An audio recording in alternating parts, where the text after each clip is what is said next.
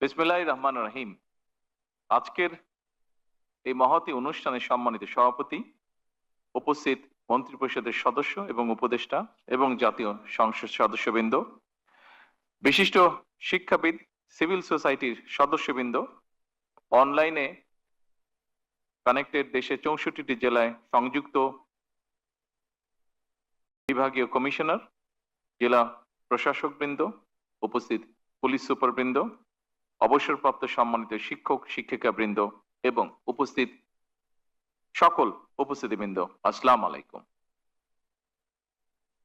অবশ্যই আমরা এখানে যারা উপস্থিত আছি বা যারা অনলাইনে কানেক্টেড, আমরা সকলেই বুঝতে পারছি যে আজকের এই অনুষ্ঠানটি একটি ব্যতিক্রমধর্মী অনুষ্ঠান।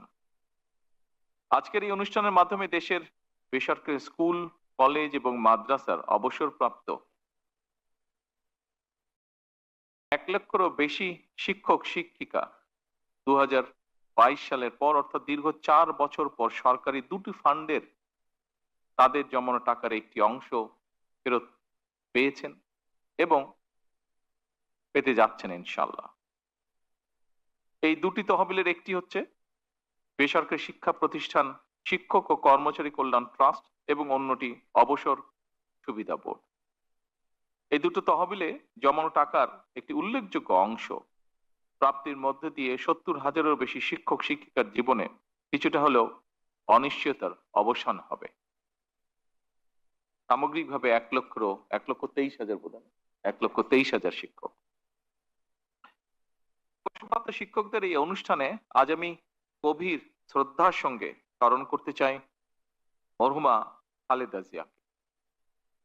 খালেদা জিয়ার প্রতি জানাই বিনম্র শ্রদ্ধা, কারণ অবসরপ্রাপ্ত শিক্ষক কল্যাণে তার উদ্যোগেই 1991 সালে বেসরকারি শিক্ষা প্রতিষ্ঠান শিক্ষক ও কর্মচারী কল্যাণ ট্রাস্ট এবং আবারও তারই উদ্যোগে 2002 সালে অবসর সুবিধা বোর্ড প্রতিষ্ঠিত হয়েছিল। তিনি এই তহবিলের সরকারি ফান্ড থেকে প্রথমে 14 কোটি টাকা বরাদ্দ দেন এবং পর্যায়ক্রমিকভাবে 89 কোটি টাকার ফান্ড গঠন করে এই তহবিলের ভিত্তিকে সুদৃঢ়ভাবে স্থাপন করে। উপস্থিতবৃন্দ, আপনাদের হয়তো অনেকেরই জানা আছে সাবেক প্রধানমন্ত্রী মরহুম খালেদা জিয়া বরাবরই শিক্ষক, শিক্ষা, শিক্ষিকা, শিক্ষার্থী সম্পর্কে ইতিবাচক মনোভাব পোষণ করতেন।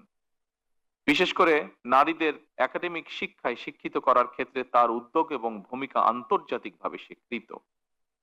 শিক্ষা বিস্তারে সাবেক প্রধানমন্ত্রী মরহুমা বেগম খালেদা জিয়ার চালু করা শিক্ষা উপবৃত্তি এবং নারীদের বিনা বেতনে শিক্ষার সুযোগ শিক্ষা বিস্তারের ক্ষেত্রে বিশ্বের বিভিন্ন দেশে মডেল হিসাবে অনুসরণ করছে। আমরা মহান রব্বুল আলামিনের দরবারে মরহুমা খালেদা জিয়ার মাগফিরাত কামনা করি। প্রিয় শিক্ষক, অবসরপ্রাপ্ত শিক্ষকদের কল্যাণ নিশ্চিত করতে প্রতিষ্ঠিত দুটি তহবিলে শিক্ষক শিক্ষিকাগণ প্রতি মাসে যে টাকা জমা দেন, সেই টাকার সঙ্গে সরকারও প্রতিটি অ্যাকাউন্টের বিপরীতে নির্দিষ্ট হারে একটি অ্যামাউন্ট জমা করেন।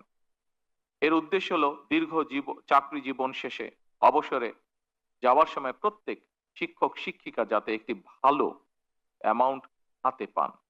উদ্দেশ্য মহৎ হলেও দুর্ভাগ্যের বিষয় হচ্ছে চাকরি জীবন শেষে অবসরে গিয়ে এই টাকা উত্তোলন করতে শিক্ষক শিক্ষিকাদেরকে নানা ধরনের ভোগান্তি পোহাতে হয়েছে, যার একটি বাস্তব ভিডিও আমরা কিছুক্ষণ আগে দেখেছি।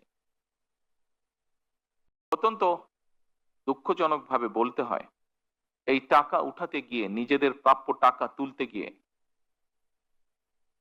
তাদেরকে ঘুষ দেওয়ার অলিখিত নিয়মও পালন করতে হয়েছে বা বাধ্য হয়ে করতে হয়েছে। এই বাস্তবতায় আজ আমরা শিক্ষক শিক্ষিকাদের কোন রকম ভোগান্তি ছাড়াই অনলাইনে তাদের প্রাপ্য টাকা যার যার ব্যাংক অ্যাকাউন্টে পাঠিয়ে দিতে সক্ষম হয়েছে। তার জন্য আমি আল্লাহ রাব্বুল আলামিনের দরবারে হাজারো শুকরিয়া আদায় করছি। শিক্ষক সমাজ যারা নীতি নৈতিকতা আর আদর্শের বাণী শিখে লাখো কোটি শিক্ষার্থীদের বড় করে তুলেন, তাদেরকেই যদি ঘুষ দিয়ে টাকা তুলতে হয়, কিংবা অফিসে ঘুরে ভোগান্তি পোহাতে হয়, আমি মনে করি সেটি শুধু শিক্ষকদের হয়রানি নয়, বরং জাতি হিসাবে আমাদের হীনতাই প্রকাশ পায়। সম্মানিত উপস্থিতিবৃন্দ, অবসরকালীন সুবিধার টাকা আজ অবসরপ্রাপ্ত শিক্ষক শিক্ষিকাদের অ্যাকাউন্টে যত সহজে পৌঁছে দেওয়া হয়েছে, এই পুরো প্রক্রিয়াটি সম্পূর্ণ করার কাজটি কিন্তু অতটা সহজ ছিল না। কারণ পতিত পরাজিত বিতাড়িত ফ্যাসিবাদী সরকার যেভাবে ব্যাংক, বীমা সহ প্রতিটি সেক্টর থেকে লুটপাট করেছিল, সেই লুটপাটের কবল থেকে অবসরপ্রাপ্ত শিক্ষকদের স্বার্থ রক্ষায় গঠিত উল্লেখিত দুটি তহবিলও রেহাই পায়নি। জাল ইন্ডেক্স তৈরি, লুটপাটের সুযোগ তৈরি করতে শিক্ষকদের কল্যাণ তহবিল থেকে অর্থ দুর্বল ব্যাংকে সরিয়ে নেওয়া এবং প্রযুক্তিগত অবকাঠামোকে ধ্বংস করার মাধ্যমে এই তহবিল দুটিকে প্রায় দেউলিয়া করে ফেলা হয়েছিল। ফলে যে শিক্ষকগণ সারা জীবন শিক্ষার আলো ছড়াতে নিজেদের জীবনের সোনালী সময় পার করে দিয়েছেন, জীবনের এই প্রান্তে এসে তাদের চরম আর্থিক অনিশ্চয়তার মুখোমুখি হতে হয়েছে। ফ্যাসিবাদী চক্রের লুটপাটের কারণে অবসরপ্রাপ্ত শিক্ষক শিক্ষিকাগণ 2022 সাল থেকে এই তহবিল হতে কোনো টাকাই পাচ্ছিলেন না। বর্তমান সরকার রাষ্ট্র পরিচালনার দায়িত্বে আসার পর অবসরপ্রাপ্ত শিক্ষক শিক্ষিকাদেরকে অবসরকালীন সুবিধার টাকা দেওয়ার সিদ্ধান্ত গ্রহণ করে, কিন্তু দেখা যায় এই ফান্ডে পর্যাপ্ত অর্থের সংস্থান নেই।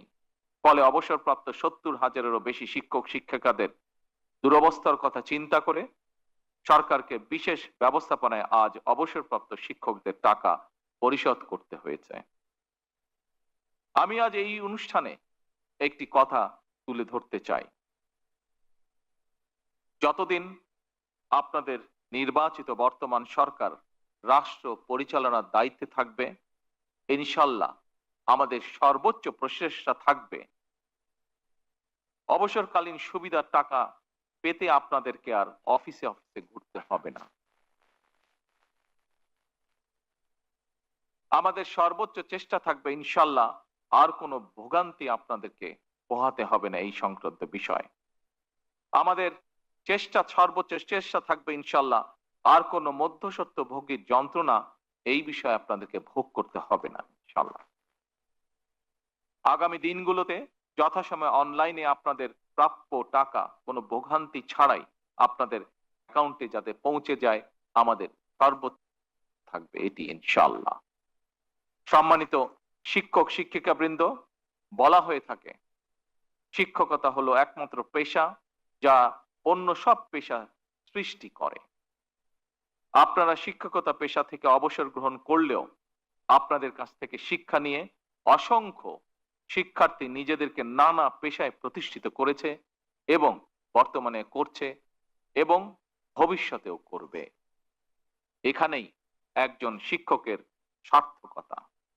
সুতরাং আপনারা প্রচলিত নিয়মে শিক্ষকতা পেশা থেকে অবসর গ্রহণ করলেও শিক্ষক হিসাবে আপনাদের দায়িত্ব শেষ হয়ে যায়নি।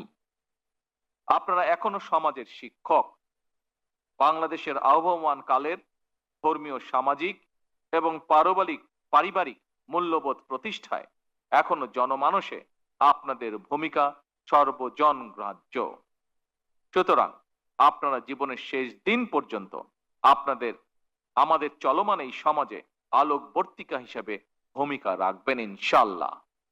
এই প্রত্যাশা ব্যক্ত করে এবং আপনাদের সুস্বাস্থ্য কামনা করে আমার বক্তব্য শেষ করছি। আসসালামু আলাইকুম। আল্লাহ হাফেজ। বাংলাদেশ জিন্দাবাদ।